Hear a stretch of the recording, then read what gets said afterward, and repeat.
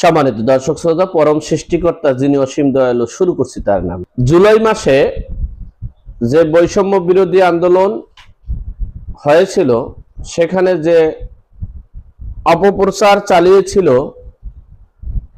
হেলিকপ্টারের মাধ্যমে গুলি ছড়ছে,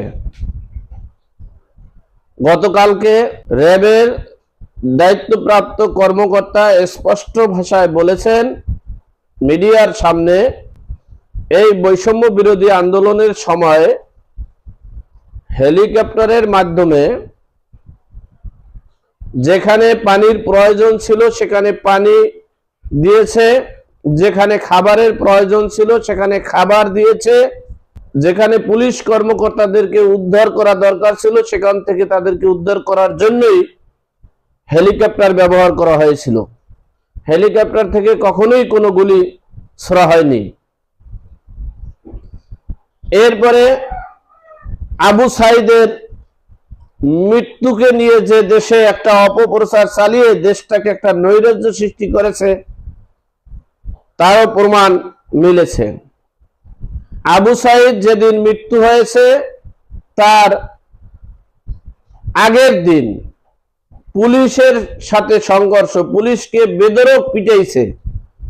পিটানোর সময় পিছন থেকে একজনে ইট হয়তোবা নিক্ষেপ করছে, সেটা তার পিছনে পড়েছে, ওখানে রক্ত জমাট বেঁধে তিনি সেই আঘাতে তিনি মারা গিয়েছেন। এটা ডাক্তারের রিপোর্টে ধরা পড়েছে।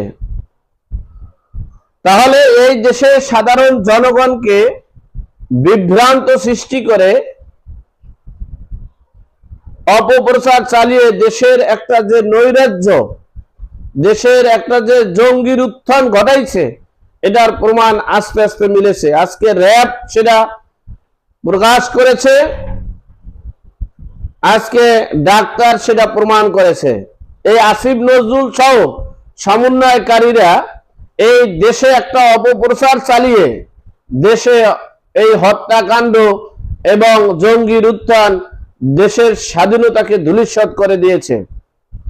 সুতরাং দেশবাসী সকলের কাছে আমার অনুরোধ রইল, যে যেখানে আছেন সেখান থেকে সকল অপপ্রচারের, সকল অপশক্তিকে প্রতিহত করার জন্য ঐক্যবদ্ধ হয়ে কাজ করুন, মাঠে থাকুন, এমনটাই প্রত্যাশা করে সকলের শুভ কামনা করে আজকের মতো এখানেই শেষ করলাম। ভালো থাকুন।